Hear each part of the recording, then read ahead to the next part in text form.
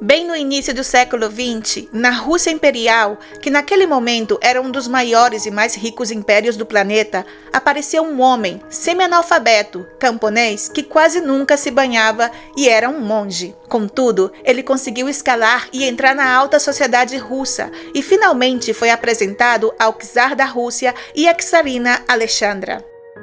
A partir daí, ele passou mais de uma década mantendo um contato estreito e direto com os czares, principalmente com Alexandra. Inclusive, tinha acesso aos aposentos dos seus filhos.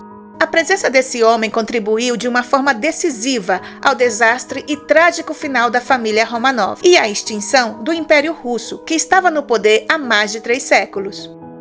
Como isso foi possível? Que poder possuía este homem para influenciar de tal maneira aos soberanos da Rússia? É o que você vai ver a partir de agora neste vídeo. E se ainda não está inscrito no nosso canal, inscreva-se e ative o sininho para receber as nossas notificações. E dê aquele like se você gostar. E sem mais demora, hoje no História e Biografia, um pouco sobre a vida de Rasputin, o monge louco. Grigori Rasputin nasceu na Sibéria, em janeiro de 1869. A sua família era camponesa, igual que a maioria dos seus vizinhos, porém era uma família próspera, já que eram donos das terras onde cultivavam e criavam cavalos. A tragédia chegou na vida de Rasputin em 1877, quando ele tinha apenas 8 anos, e foi nadar num lago com o seu irmão mais velho, Dmitri, de 12 anos, que começou a se afogar, mas foi retirado do lago a tempo com vida. Porém, morreu pouco tempo depois de pneumonia. Esse fato foi bastante traumático para ele. E se transformou em um menino calado, introvertido. Demorou 2 anos mais ou menos para se recuperar desse trauma. Aos 10 anos de idade, o pequeno Rasputin começou a mostrar para a vizinhança que tinha poderes sobrenaturais. Um deles era a habilidade de ler a mente humana. E ele também tinha a capacidade de colocar suas mãos em cima dos animais que estavam enfermos na granja e curá-los. Outra estranha curiosidade sobre ele é que quando ele ainda era um adolescente, ele era um menino sexualmente ativo. Era mais do que isso. Ele tinha muitos relacionamentos com as meninas da aldeia, sabia conquistar e convencê-las. Um autêntico mulherengo. Diziam dele que ele era um grande amante, e essa característica o acompanhou até o final da sua vida. Ele realmente era fascinado pelas mulheres, e quase todas elas também ficavam fascinadas por ele.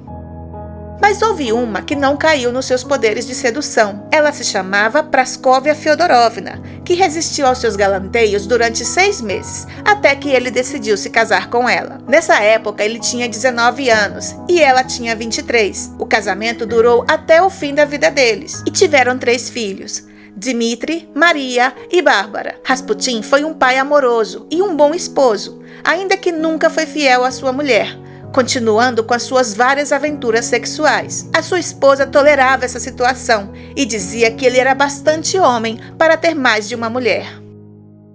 Com o tempo, Rasputin começou a ter problemas no povoado. Começou a roubar, praticar pequenos furtos, criava muita confusão e discussão. Realmente a cidade estava decidida em expulsar ele dali. Então, ele aproveitou a ocasião para desaparecer e fez uma árdua peregrinação para purgar os pecados, deixando a mulher e os filhos na aldeia.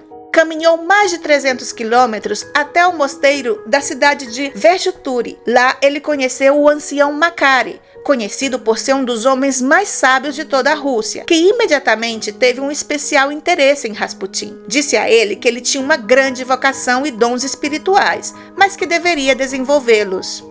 Rasputin mudou completamente e, através da meditação, da oração e do estudo das escrituras, ele foi desenvolvendo seus dons. E quando voltou à sua aldeia, uns meses depois, era um homem completamente diferente. Pouco depois de regressar à aldeia, ele afirmou ter recebido um grande milagre. Teve um encontro com a Virgem Maria, que tocou a sua testa. Inspirado por essa visão milagrosa, se sentiu empoderado por ter sido tocado pela Virgem Maria e deixou a aldeia novamente e se uniu a um grupo de peregrinos que viajava todo o país, visitando as aldeias e lugares sagrados para orar e buscar a salvação.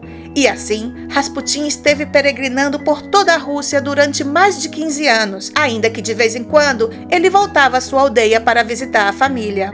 Em suas viagens, Rasputin conheceu gente de todo tipo, região e classe social. Se tornou uma pessoa muito observadora e, junto com essa forte intuição que ele já possuía, era capaz de perceber rapidamente as fortalezas, debilidades, medos e desejos das pessoas com quem ele conversava. Assim, era muito fácil para ele falar o que aquelas pessoas desejavam escutar. E ele se aproveitava disso para dominar e influenciar essas pessoas de acordo com a sua vontade. O monge Rasputin buscava a Deus realmente, mas ele também esteve sempre atento aos prazeres da carne. Acreditava firmemente que era preciso pecar para que Deus perdoasse, e quanto mais uma pessoa pecava, mais ela ficaria próxima de Deus. E foi no início de 1905 que as suas viagens e peregrinações finalmente o levaram até a capital imperial, São Petersburgo. Chegando lá, ele conheceu e impressionou ao arquimandrita Teofan, um sacerdote que estava muito bem relacionado entre a alta sociedade russa e chegou a ser o confessor dos czares. Essa amizade com Teofan abriu-lhe as portas da alta sociedade, e foi aí que ele conheceu Militsa e Anastácia de Montenegro, as famosas princesas negras, que estavam casadas com primos do czar. E essa amizade com elas foi decisiva para que finalmente Rasputin tivesse um primeiro contato com a família real. Nicolau II e Rasputin se conheceram no dia 1º de novembro de 1905. O soberano deixou um registro desse encontro no seu diário, onde ele escreveu que havia conhecido um homem de Deus, o padre Grigori, da província de Tobolsk. Rasputin tinha uma presença muito imponente. Apesar de ir sempre sujo, com o cabelo oleoso, dizem que de fato ele cheirava mal. Mas ele tinha uns olhos dominantes e penetrantes, que captava rapidamente a atenção de qualquer um. Muitos diziam que ele hipnotizava as pessoas no mesmo instante em que elas olhavam para ele. Mas com ou sem hipnose, a grande influência que ele exercia nas pessoas que ele ia conhecendo era clara e evidente. Além disso tudo, ele era muito ousado e carismático. Toda a alta sociedade russa rapidamente ficou curiosa e queria conhecer aquela pessoa diferente, aquele homem que se dizia santo. No primeiro encontro com o czar e a czarina, Rasputin chamou-os de papai e mamãe, porque realmente o czar era o pai de todos os russos. Porém, Rasputin falava de uma forma tão inquietante, com um nível de intimidade tão grande, que isso chegou a incomodar os soberanos. A família imperial parecia absolutamente perfeita. 4 belas filhas e um herdeiro varão que garantia a sucessão. Todos viviam felizes e seguros. Mas isso era só o que eles aparentavam. Essa família escondia muito bem um terrível segredo, que de ser descoberto poderia criar uma grande crise sucessória. O herdeiro Alexei tinha que ser cuidado constantemente às 24 horas do dia, porque ele sofria de hemofilia. Qualquer golpe ou queda que ele sofresse, algo que seria inofensivo para qualquer outra criança, para ele significava uma dor infernal. A hemofilia impedia que o seu sangue coagulasse, pressionava os seus vasos sanguíneos e os seus músculos, provocando uma dor terrível no menino, o que também poderia chegar a provocar facilmente a sua morte. Era completamente agoniante para a pobre criança. Cada vez que o menino adoecia, a família ficava arrasada, desesperada, e a única coisa que eles podiam fazer era rezar para que Deus salvasse sua vida. Os czares consultavam vários médicos que o ajudavam, mas não conseguiam aliviar a dor da criança, e diziam que em algum momento a hemorragia não cessaria e o menino finalmente morreria. E foi em uma das suas primeiras visitas ao palácio que Rasputin soube que Alexei estava passando por uma crise e que a sua mãe estava desesperada ao seu lado, tentando acalmar o seu filho doente. O monge, muito seguro e decidido, falou que queria ver o menino e que podia ajudá-lo. Quando ele chegou no quarto da criança, a mãe desesperada pediu que ele não acordasse o menino, e Rasputin respondeu dizendo que deveria acordá-lo. A mãe permitiu, e ele se aproximou e o menino acordou. Rasputin começou a falar com ele com uma voz reconfortante e serena. A criança se alegrou e sorriu, e dormiu quase imediatamente. No dia seguinte, a febre desapareceu, e Alexei acordou muito melhor do que estava antes da visita de Rasputin. A família imperial acreditou que finalmente havia encontrado um salvador, um homem que podia cuidar do seu filho enfermo, a solução para todos os seus problemas. E até os dias de hoje, ninguém sabe ao certo como Rasputin conseguia acalmar e curar Alexei. Alguns dizem que era através da hipnose. Outros dizem que é impossível curar uma hemorragia somente hipnotizando uma pessoa. São muitas as teorias, mas nada explica ao certo como ele podia fazer essas curas imediatas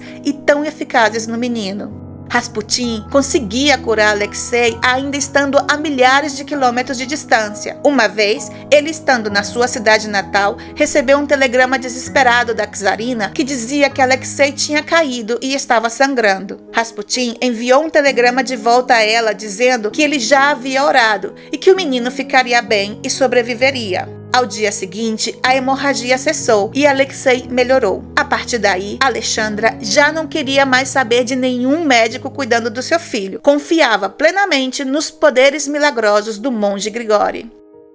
Mas nem todos eram tão devotos de Rasputin como a czarina. Muitos, especialmente o resto da família e nobres e gente do governo, ficavam muito incomodados com a sua presença e não gostavam dele, já que Rasputin continuou com a sua vida libidinosa e escandalosa fora do palácio. E muitos acreditavam que ele podia prejudicar a reputação da família real e alertavam constantemente aos czares dos escândalos sexuais de Rasputin. O casal real já sabia e conhecia o comportamento dele, mas eles estavam num terrível dilema. Eles não podiam prescindir de Rasputin e também não podiam revelar a verdadeira razão pela qual ele estava na corte. Alexei era o único varão de Nicolau e Alexandra, e para manter a segurança e força da dinastia, essa enfermidade mortal tinha que ser mantida no mais absoluto segredo. Alexandra fazia de tudo para proteger e defender Rasputin, pedindo que seus amigos fossem tolerantes com o comportamento dele.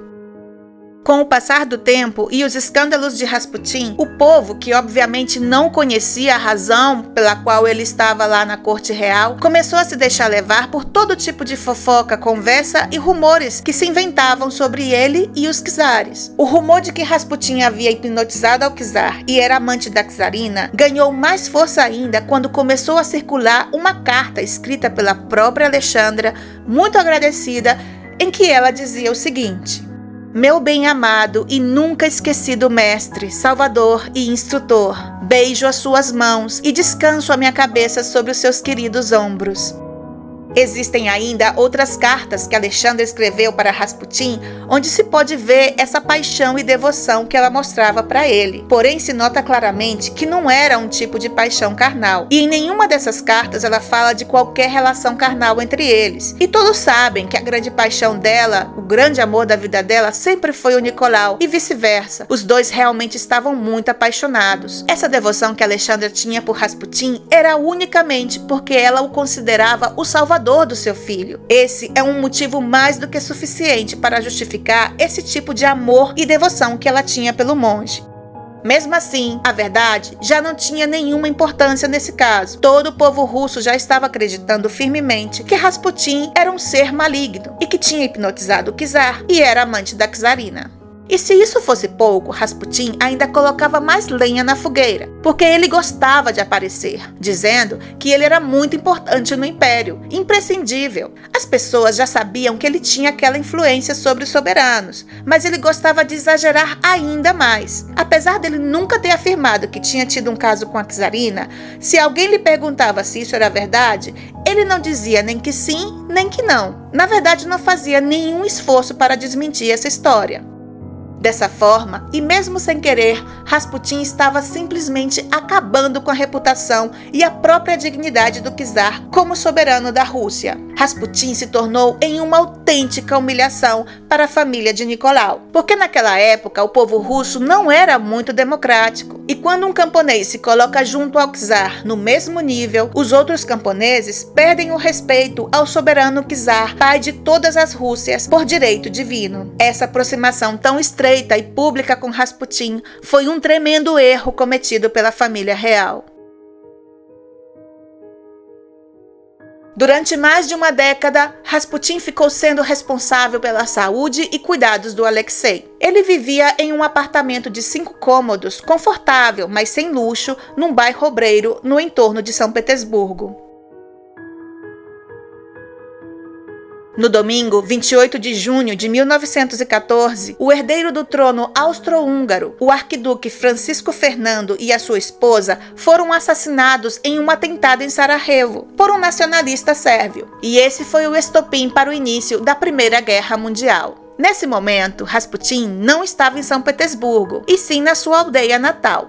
Estranhamente, nesse mesmo dia, ele também sofreria o seu próprio atentado. Uma mulher chamada Guzeva se aproximou de Rasputin, ele não a reconheceu, e nesse momento ela enfiou uma faca em seu abdômen, abrindo-o de cima a baixo. Ele quase morre por causa desse ataque, e passou um mês inteiro no hospital para se recuperar. Enquanto isso, em São Petersburgo, os assassinatos de Sarajevo deu um início a uma aliança infernal de potências europeias, e Rússia se dispôs a confrontar Áustria e Alemanha, que tinham um exército bem mais preparados e armados, enquanto os soldados russos estavam pouco preparados e não tinham armamento suficiente, e boa parte dele era composta de camponeses. A Primeira Guerra Mundial ia começar. Rasputin, que era totalmente contrário à guerra, enviou uma carta desesperada de advertência ao czar, onde ele suplicava que ele não entrasse em guerra, ou toda a Rússia cairia num desastre. Na dor, na escuridão, haveria um oceano de lágrimas, sangue e miséria infinitos. Essa foi mais uma profecia de Rasputin que se cumpriu. Tragicamente, o czar ignorou essa advertência de Rasputin e entrou para a Primeira Guerra Mundial, o que acabou em consequências imensuráveis de perdas humanas e trágicas para o povo russo.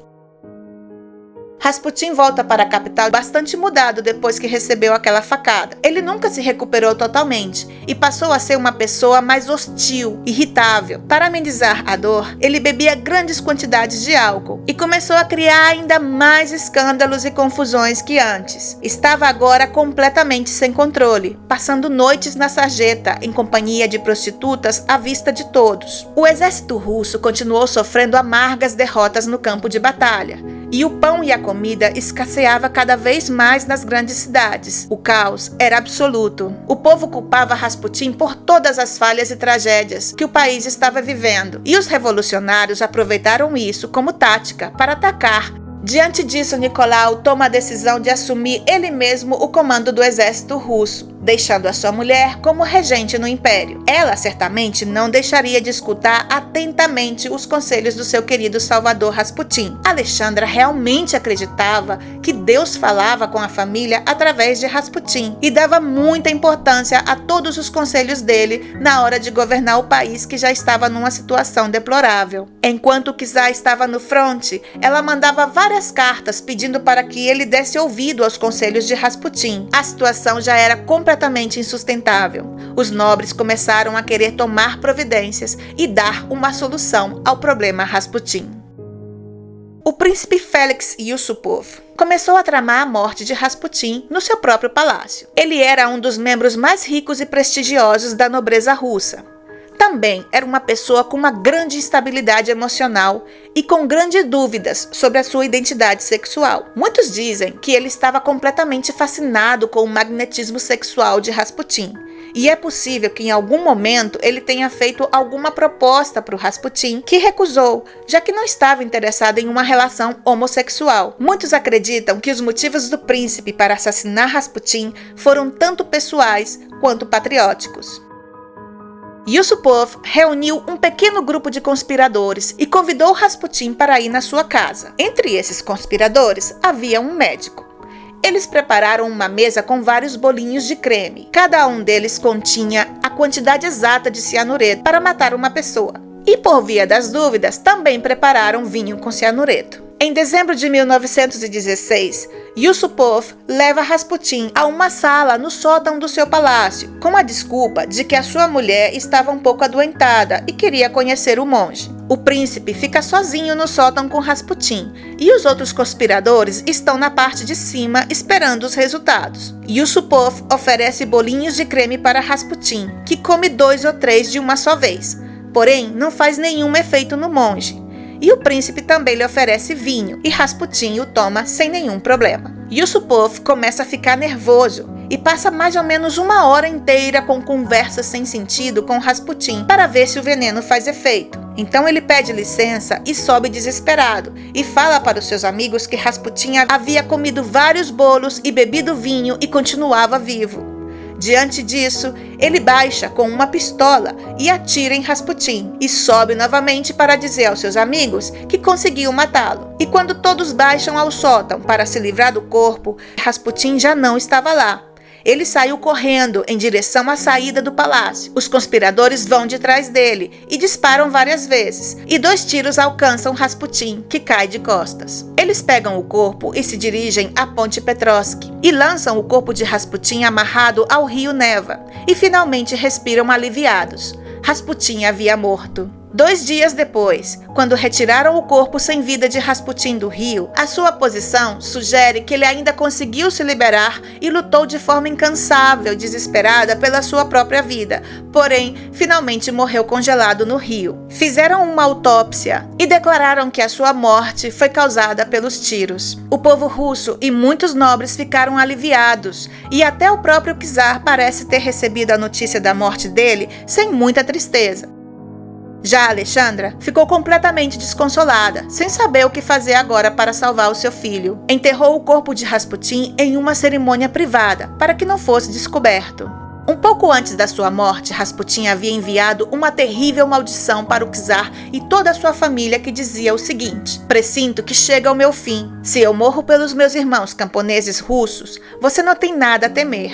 Mas se são as suas relações que causam a minha morte, ninguém da sua família permanecerá vivo durante mais de 2 anos. Todos serão mortos pelo povo russo." 3 meses depois dessa profecia, uma agitação violenta por pão deu início à Revolução Russa. 15 meses depois, Nicolau, Alexandra e todos os seus filhos foram assassinados pelos bolcheviques. É incrível e surpreendente ver que Alexei acaba morrendo pela revolução e não pela hemofilia. Os corpos foram enterrados em uma mina abandonada. A czarina e as suas 4 filhas levavam cada uma um relicário. Dentro dele continha uma foto do monge, que mesmo depois da sua morte e da terrível maldição, elas continuaram devotas a ele. Dizem que uma vez um médico que considerava que Rasputin era somente um charlatão bêbado lhe falou o seguinte: "Sou médico e já pratiquei centenas de autópsias e em nenhuma delas encontrei a alma." E Rasputin respondeu com a seguinte pergunta: "E quantos pensamentos e recordações você encontrou?"